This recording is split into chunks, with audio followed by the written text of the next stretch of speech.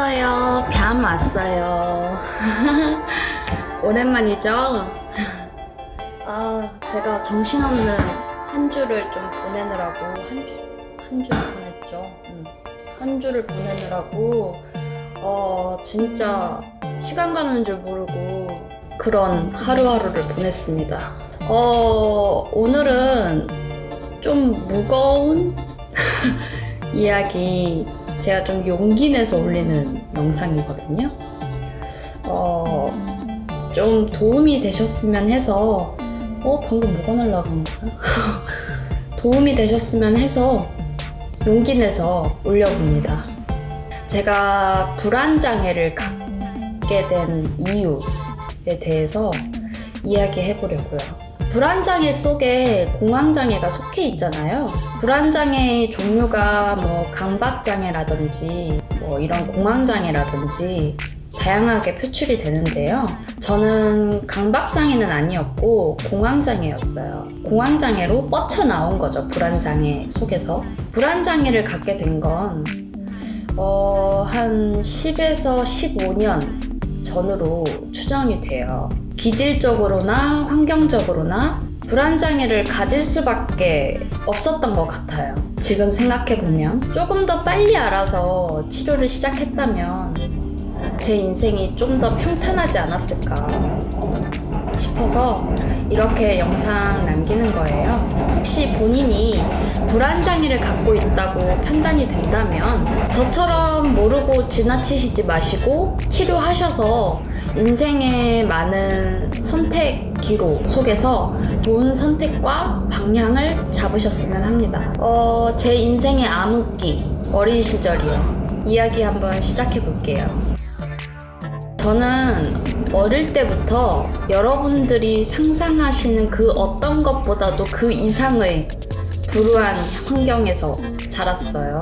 경제적인 부분은 사업가 부모 밑에서 자라서 문제가 없었지만 초등학교 때까지만요. 계속 좋지 않은 부모님 관계 때문에 밤낮 가리지 않고 잠을 못 자고 불안에 떨었어요. 계속해서 아빠든 엄마든 따로 살기도 했고 다시 붙어 지내기도 했고, 제가 초등학교 때만 전학을 7번 했어요. 말 다 했죠?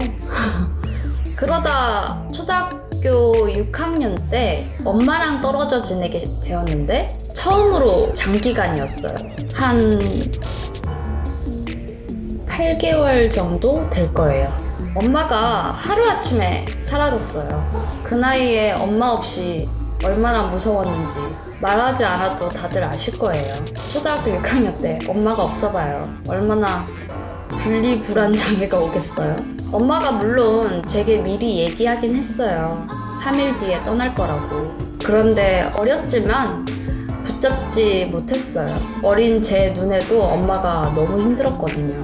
엄마랑 따로 살면서 학교를 다녔어요. 아침마다 집 청소하고 학교 가고 집에 와서는 아빠가 어항 위에 매일 2만 원을 올려놓고 갔거든요. 그 2만 원으로 매일 피자를 먹었어요. 그렇게 생활했어요. 매일매일. 분리불안을 경험하고 있었던 거죠. 엄마 없이 아무렇지 않게 생활하기에는 제가 너무 어렸어요. 그 당시 사진을 보면 포동포동해야 할 나이잖아요. 근데 살이 이렇게 여기 그림자가 싹 지고 눈 밑 다크서클도 꽤 있고 머리도 이상하게 잘라가지고 되게 누가 봐도 어두워 보이는 아이였어요. 집에 잘 들어오지 않은 아빠 덕에 집에서 혼자 울기도 엄청 울었고, 엄마 보고 싶다고. 연락도 안 되는 엄마 생각하면서 하루하루 게임을 하면서 밤을 새곤 했어요. 그러다 가을에 몸이 아팠어요. 열이 너무 나고 머리가 너무 아파서 학교를 조퇴하고 집에서 쉬는데 아빠가 들어왔어요. 몸 아프면 차라리 바깥바람을 쐬는 게 낫다고. 비가 좀 살짝 오는 저녁인데 드라이브 갔다 오자는 얘기에 알겠다고 하고 차에 탔어요. 당시 부산에 살았었는데 광안리로 갔어요. 광안리 부근에 도착해서 아빠가 횟집 하는 친구가 여기 있다고 잠깐 보고 오겠다면서 차에서 내렸고, 저는 차 안에 가만히 앉아 있는데 갑자기 불안과 공포감이 밀려왔어요. 이유 없는 공포감이에요. 위장이 다 뒤틀리는 것 같고 몸도 막 같이 꼬였어요. 몸을 막 이렇게 꼬고 위장이 꼬이는 느낌이니까 참아보자 했지만 더 극심해지면서 나중에는 손이 이렇게 오그라들고 숨이 안 쉬어졌어요. 아빠가 차에서 내리라면서 문을 열었는데 제가 아무렇지 않은 척하면서 내렸어요. 그 즉시 다리에 힘이 쫙 풀리면서 바닥에 풀썩 앉아버렸거든요. 그렇게 응급실에 가게 되었는데 그 당시 공황장애라는 건 흔치가 않아서 그냥 설사했다는 말에 장염이라며 주사를 맞고 조금 누워있다 보니까 이렇게 진정이 되고 괜찮아져서 집에 와서 만두도 먹고 멀쩡했답니다. 그런 에피소드가 있었고, 그해 겨울에 아빠가 집에 없는 사이에 갑자기 이렇게 들이닥쳐서 짐을 챙기라고 해서 얼른 짐을 챙겨서 엄마 따라 지금 사는 이 지역에 자리를 잡았어요. 이때부터는 경제적으로 궁핍한 생활이 이어졌죠. 아빠가 아무런 원조 10원 한 푼 해주지 않았거든요. 엄마 혼자 투잡, 쓰리잡 그렇게 밤낮으로 뛰어다니면서 일을 했고 그렇게 저를 키웠어요. 고등학교 2학년 때는 몸살이 심하게 왔어요. 그때 제가 공부를 엄청 열심히 할 때라 너무 무리했는지 열이 막 40도 넘게 오르면서 이 열이 한 번씩 가라앉았다가 오르고 이렇게 해야 되는데 그게 아니었어요. 40도를 넘는 열이 3일 내내 지속이 됐어요. 그때 제가 이러다 죽는구나 싶은 게 계속 끙끙 앓다가 용기 내서 거울을 딱 봤는데 얼굴이 새까만 거예요. 이 열에 탔나 싶을 정도로 병원을 억지로 갔어요. 죽겠구나 싶어서. 몸살보다는 평소에 잘 지내냐는 얘기가 오갔어요. 그때 알아차렸어야 했는데 그 병원 의사도 좀 조심스러웠나 봐요. 평소 소화는 잘 되냐, 채식을 해라, 공부를 좀 쉬어라 등등 이런 말만 오갔죠. 이때쯤 우울증이 왔어요.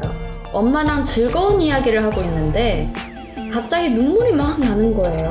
엄마가 너 이상하다, 병원 가보자 해서 정신과를 처음 가본 게 그때예요. 그때 고등학교 때 정신과를 처음 가보게 되었습니다. 그때도 공부 얘기를 많이 했고 잠은 잘 자냐길래 잠을 안 잔다. 잠을 안 자고 공부를 하려고 앉았는데 공부에는 집중이 안 되고 눈물만 계속 난다. 그랬더니 이제 우울증 약을 주면서 졸릴 거라고 그러더라고요. 잠을 자야 성적도 오르는 거라고 그렇게 마무리가 되었어요. 그런데 정말 공부를 덜 하고 잠을 더 자는데 성적이 오르는 마법 같은 일이 벌어졌었죠. 재수 시절에 미술을 하는 저는 미술 실기 시험을 볼 때마다 그림을 그리지 못하는 이상한 증상을 겪었어요. 평소에는 되게 잘 그렸거든요. 그런데 이제 시험장의 그 압박감 속에 저는 스스로 아무것도 하지 못한다는 무의식이 의식화되어서 스케치만 뜨고 낸 적도 있고요. 당장 그 시험장을 빠져나가고 싶다는 생각밖에 안 들었어요. 그래서 스케치만 뜨거나 아니면 진짜 백지를 낸 적도 있고 그 시험 끝나기 2시간 전 이때 막 그냥 나와버리고 또 그려봤던 문제가 나왔음에도 불구하고 엉뚱한 걸 그려서 내기도 했어요. 그렇게 삼수를 하게 되자 또 쓰러졌어요. 머리가 깨질 것 같아서 밤새 어깨를 막 이렇게 들썩들썩거리면서 참았어요. 삼수를 하게 돼서 엄마한테 미안한데 이렇게 아프기까지 하니까 참을 수밖에 없죠. 양심상. 그때 제정신이 아니었던 것 같아요. 해열 진통제를 하룻밤 사이에 14알을 먹었더라고요. 약을 먹어도 계속 아프니까 밤새 약을 먹고 또 먹었던 그 기억. 다음날 얼굴이 노래져서 아침 밥상 차린 엄마가 저를 이렇게 보더니 어깨 막 이렇게 들썩거리면서 밥을 억지로 먹으려고 하고 있었거든요. 심상치 않다고 엄마가 병원 가보자 해서 중형병원 내과에 갔더니 혈액 검사를 하더라고요. 얼굴색이 원래 이러냐면서. 그러더니 결과가 염증 수치가 정상인의 10배라고 하더라고요. 그러면서 큰 병원 가라고 해서 시간이 좀 늦은 타이밍이었어요. 그래서 응급실로 갈 수밖에 없었는데 거기서 머리를 칼로 찌르는 것 같은 통증에 괴로워했어요. 그랬더니 진단이 어렵나 봐요. 뇌수막염 아니냐면서 일단 입원하고 차차 검사를 하자고 하더니 온갖 CT에 배변 검사에 별걸 다 했어요. 3일 뒤에 결과가 나왔는데 그냥 장염이었어요. 이때라도 알았어야 해요. 공황장애 증상이 장염 증상을 가리고 있었다는 걸. 그래서 진단이 이렇게 느렸어요. 그 후 20대 시절 저도 모르게 불안장애를 간간히 겪으면서 불면증이 극심해졌고 술에 의존하면서 알코올 중독까지도 이어졌죠. 제가 불안장애가 있다는 사실을 좀 더 일찍 알고 치료를 시작했더라면 미대 입시도 잘 마쳤을 거고 직장 생활에서도 조목조목 내가 원하는 것과 원치 않는 것을 잘 따져서 저의 포지션을 확고하게 했을 거예요. 밤마다 술에 취했고 낮에는 마취된 듯이 직장 생활을 했고 늘 괜찮다 아무 생각 없이 지내려고 노력했던 것 같아요. 성격이 쿨하다는 얘기를 많이 들었고 아마도 이러면 이런 대로 저러면 저런 대로 거기에 잘 맞춰서 생활해서 그렇지 사실상 저는 아주 예민한 사람이었어요. 그러다 이 모든 것들이 잘 버무려져서 2018년 4월에 공황장애 증상이 또 찾아온 것이죠.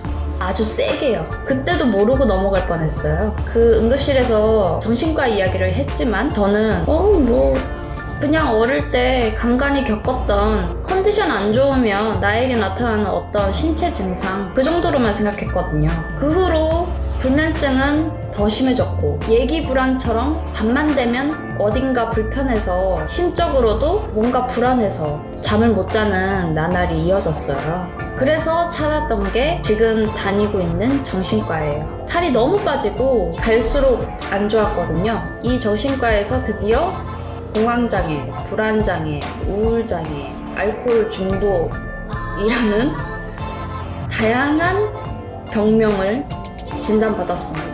30대가 되어서 이제야 치료를 제대로 받고 1년이 경과한 지금 저는 왜 진작 이걸 몰랐나, 이걸 알고 치료했더라면 좀 더 나은 삶은 살지 않았을까 하는 그런 생각이 듭니다.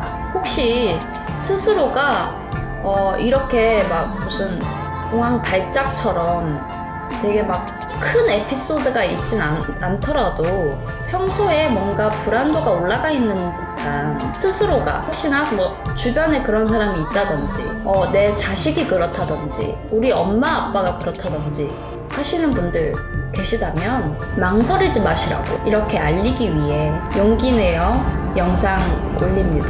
되게 오랜만인데 이렇게 저의 암흑기, 인생의 암흑기 이야기를 조금 간추려서, 이것도 간추린 거예요. 어마어마한 일들이 많았습니다. 아무튼 도움되셨으면 해요. 정신과에 대한 그런 편견도 버리시고요. 요즘은 많이들 가니까 정말 정신 건강을 위해서 한번 진단을 받아보는 것도 좋은 방법이라는 거 얘기해드리고 싶었습니다. 감사합니다.